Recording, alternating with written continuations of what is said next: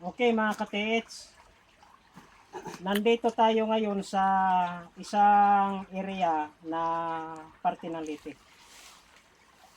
At itong lugar na ito dito, o itong posible na mayroong pressure deposit ay matagal na ito na nakabinbin, mahigit isang taon na ito na nakabinbin lang. Itong project namin na ito, ipinagagawa sa amin ito ng mismong may-ari ng lupa.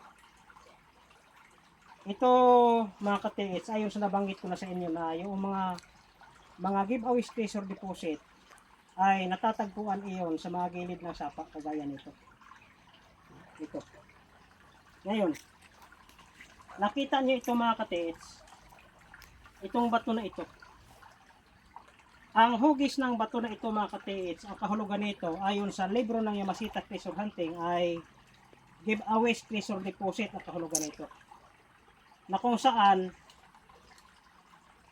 ang dulo nito, yung matulis na parte ay nakapuwin sa papunta roon sa bato na iyon mga ka-TH. Pakita mo, ayan o. Ayan, nakita niyo yung bato roon. Dito, balik dito. Nakapuwint yan doon, papunta roon. Ngayon, patunayan ko sa inyo na yung bato na yon na mayroon din ilang marka doon, mayroong kaugnayan sa mga impormasyon na makukuha dito.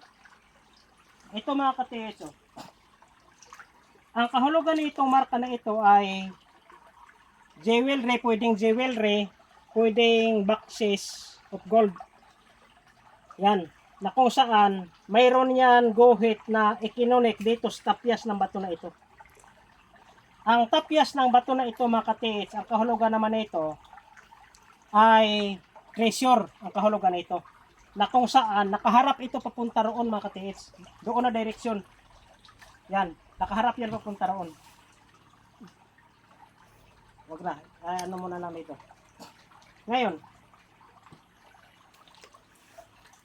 mayroon itong tatlong araw mga ka-TH na makikita, naka-okay sa bato na ito. Ito, maliit na araw. Ito, araw ito mga ka-TH na mayroong buntot dito na dalawa. At ito din ay mayroon araw din. Ayan o. Ang kahulugan nito mga ka-TH, ito, na uri ng araw. Kasi sa libro kasi sa Yamashita Treasure Hunting, sobrang napakadami ng araw na nandidiyan, pero iba-iba yung mga kahulugan yan. Hindi yan ibig sabihin na kung saan nakapuwent yung araw ay direkta doon talaga, kundi mayroon yan specific na kahulugan. Ayon pa rin sa libro ng Yamashita Treasure Hunting mga ka-TH, ang kahulugan ng araw na ito ay up to 7 meters. Ibig sabihin mula sa 1 meter hanggang 7 meters. Na eksakto doon sa bato na iyon, kasi yung distansya ng bato na iyon doon mula dito ay 7 meters ang distansya. Ngayon, ito mayroon din araw mga ka-TH, ayan o.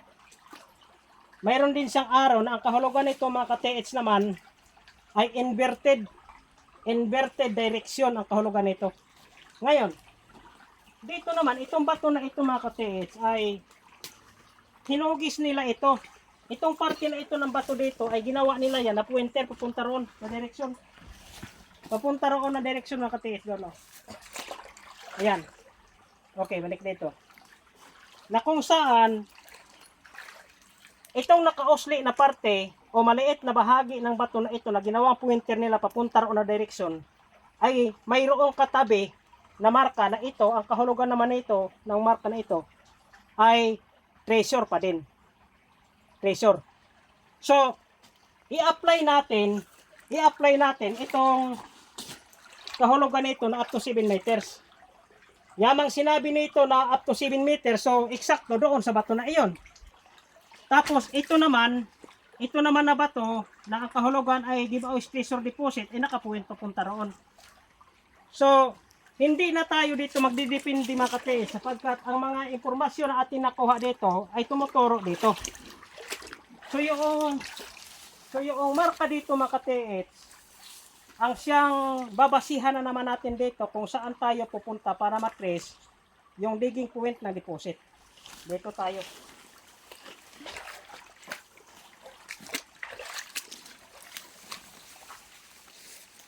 Ito mga ka-TH, oh. Itong parte niyang bato na ito ay ginawa din nila na arrowhead na nakapuwin papunta roon. Papunta roon. Na mayroon siyang distance, tingnan mo, ay ano mo sa camera.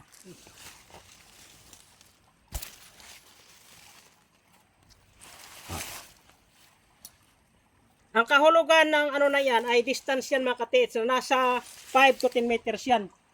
5 to 10 meters. Ang tanong mga katits ay ito. Doon ba ang direksyon ng 5 to 10 meters? Yamang sapagkat ito ay nakapuwin papunta roon?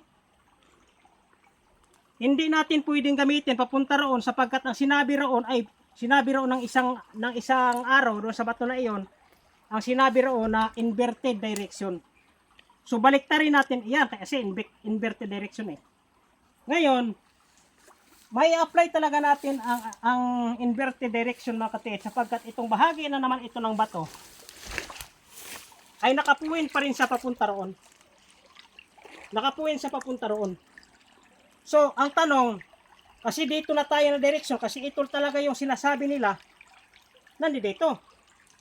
So, gaano kalayo? So, gamitin natin itong dito na marka na distance na 5 to 10 meters. Yan, gamitin natin yan. Yan ang pagbasihan natin. So, ang deposit nito mga katiit,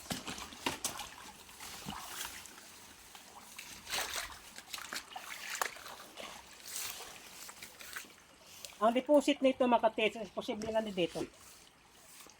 Dahil nakapuwin sa papunta rito, yan, ang bahagi ng kabilang bahagi ng bato na iyan ay ginawa din nila na parang arrowhead papunta rito. Kaya sa makatuwid, ang deposit nito ayan dito, yung nakabaon, nag-giveaway pressure deposit ayon sa mga sinasabi roon. Ayan. Yan.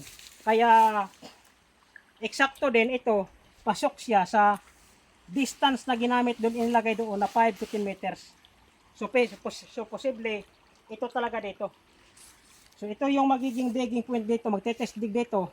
At ito mga katiits, kapag kapag nag-test dig kayo sa isang point na posible yon ang digging point, malalaman o mapoprove ninyo yun mga katiits kung yun ba nga talaga ang digging point, dahil habang kayo ay naghuhukay, mayroon kayong makukuha niya ng mga bato na mayroong mga tinabas na mga bato na mayroong mga eksakto talaga o kakaiba na porma, na kapag binasa sa libro ng Yamashita Treasure Hunting ay mayroong specific na kahulugan. Kaya ito ang maipapayo ko sa inyo mga katiits. Doon sa mga nagbibigay sa akin ng mga treasure markings, ito yung patunay ko sa inyo mga katiits na hindi nasusuyod yung digging point ng deposit sa pamamagitan lang ng isa, dalawa, tatlo na marka.